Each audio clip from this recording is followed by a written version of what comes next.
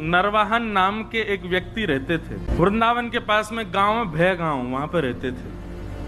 उस गांव का नाम ही था भय गांव। भय गांव क्यों? बोले सब भयभीत खाते थे उससे। क्यों? निर्वाहन जी इतने क्रूर थे। वृंदावन का मूल उद्देश्य पहले, वहां श्री यमुना जी इतनी विशाल थी कि व्यापार के लिए लोग बड़े बड़े जहाज लेकर के वहां से आया करते थे। आगरा जाते, आगरा दिल्ली को जोड़ने वाली श्री यमुना जी थी, तो व्यापारी लोगों के लिए मार्ग था।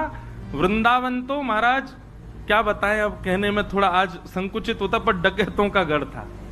वहां पे सब लूट मार करने वाले बैठे रहते, और जब कभी भी जहाज यमुना जी में होके निकलते तो विशेष रूप से नरवाहन, इसकी पूरी गैंग थी, बड़े महाराज खूब सारे लोग थे। आते जाते जहाजों को अर्धरात्रि में कैसे भी करके और पकड़ लेता और उनसे कर वसूलता। कर तो लेता ही, ऊपर से कुछ ना कुछ लूट मार भी कर लेता।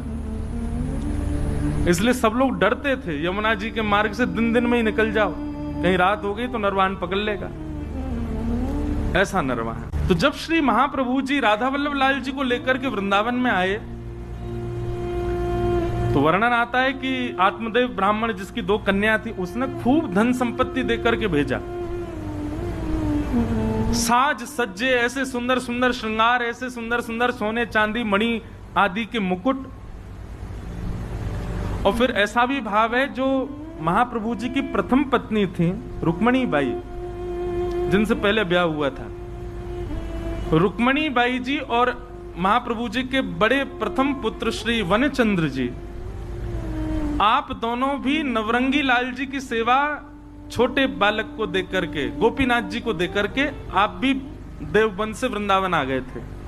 महाप्रभु जी ने ही कहा होगा कि भाई अब यहां सेवा का विस्तार है, आप लोग भी आ जाओ।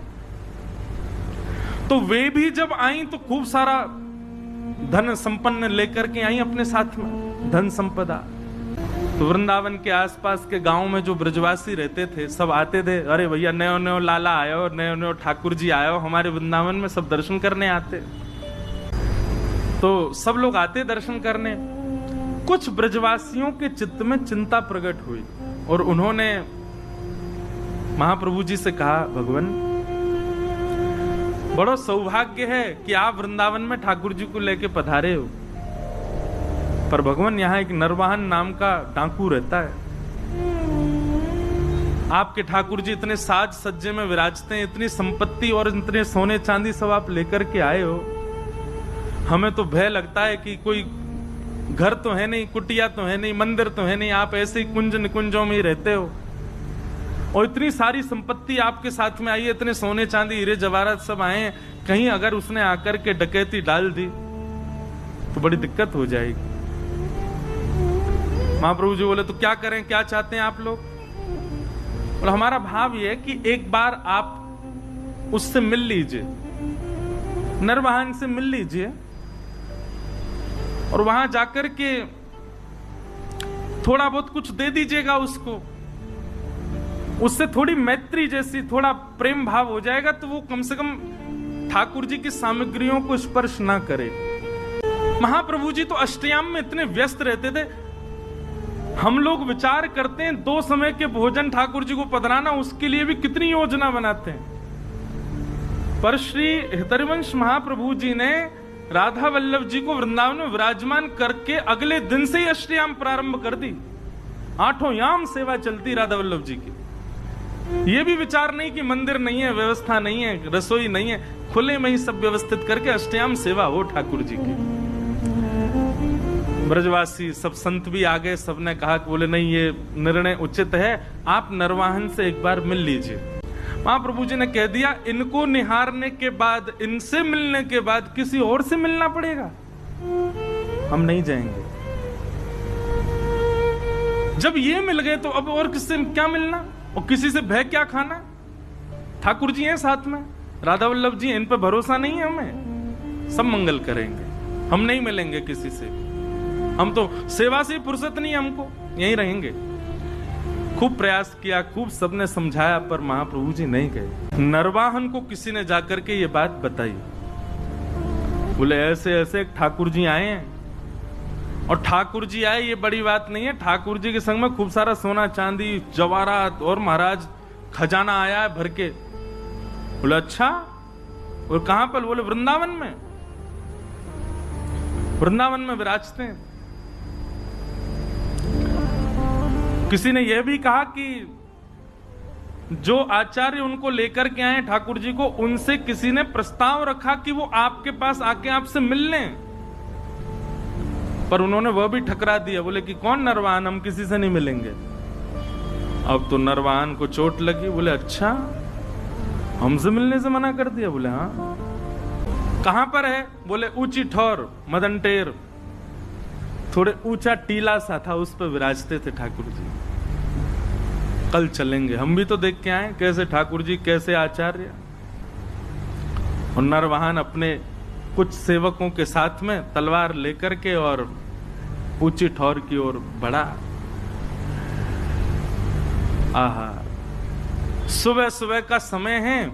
मंगला आरती के पश्चात श्री राधा वल्लभ लाल जी का श्रृंगार करके हितरवंश महाप्रभु आचार्य चरण आसन पर विराजमान सन्मुख बैठ करके श्री ठाकुर जी को पद सुना रहे थे।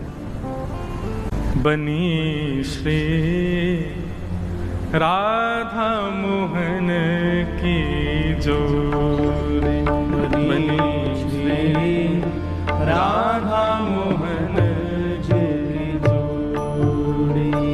नरवाहन धीरे धीरे समीप जा रहा है, अपनी तलवार से कुंजों को इधर उधर करके फिर आगे प्रवेश करता है। स्वर कानों से भीतर प्रवेश कर रहा है और स्वर में कहे गए शब्दों का चिंतन बनता जा रहा है। हितरवंश महाप्रभु गा रहे हैं और श्री राधा वल्लभ लाल जी सामने विराजमान हैं। अद्भुत छटा है ठाकुर जी की। इतने में ही तलवार से उसने कुंज जो आपस में जुड़ी हुई हैं, इस प्रकार से जैसे अंदर झांक करके देखा, पत्तों की आवाज आई। देख ही रहा था, महाप्रभु जी गा रहे थे। नरवाहन ने जैसे ही तलवार से लता गुल्मों को दूर किया और भीतर झांकने लगा, तो पत्तों की आवाज से महाप्रभु जी ने गाते गाते बस इस प्रकार से पीछे देखा। जैसे कई बार आपने अनुभव किया, कोई पीछे आ जाए, आप पूरे नहीं मुड़ के केवल इतने ही मुड़ते हो, इतने ही मुड़े और आंखों को घुमाते हो देखने के लिए कौन है पीछे। महाप्रभु जी केवल इतने घूमे और आंखों से बस पीछे निहारा। नरवाहन दिखा नहीं उनको, लेकिन नरवाहन को इतना रूप दिखा केवल महाप्रभु जी का।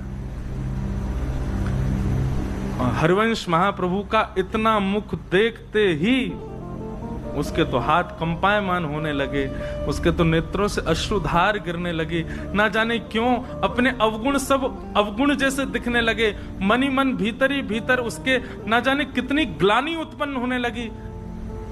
वो मानो ये विचार करने लगा, जिस वृंदावन में इतने दिन से मैं ऐसे अनीत कृत्य कर रहा हूं, उस वृंदावन का वास्तविक दर्शन तो आज मुझे हुआ है। जिस वृंदावन को पाकर के भी मैंने उस वृंदावन की योग्यता को नहीं समझा, वो वृंदावन तो ये है। नीचे आचार्य का आधा मुख और पीछे ठाकुर जी का संपूर्ण अंग, इन दोनों का एक साथ दर्शन नरवाहन को हुआ। और केवल दर्शन मात्र से हाथ कांपने लगे, पैर कांपने लगे, स्थिति ऐसी हो गई रुक ही नहीं पा रहा था वहां। दौड़ा नीचे, पीछे सब उसके जो सेवक गए थे साथ में वो भी दौड़े। क्या हुआ क्या हुआ, अब तो स्थिति बस कुछ समझ ही नहीं आ रहा है क्या स्थिति है। नरवाहन ने भले ही वृंदावन से डकैती करी हो, पर करी तो वृंदावन में।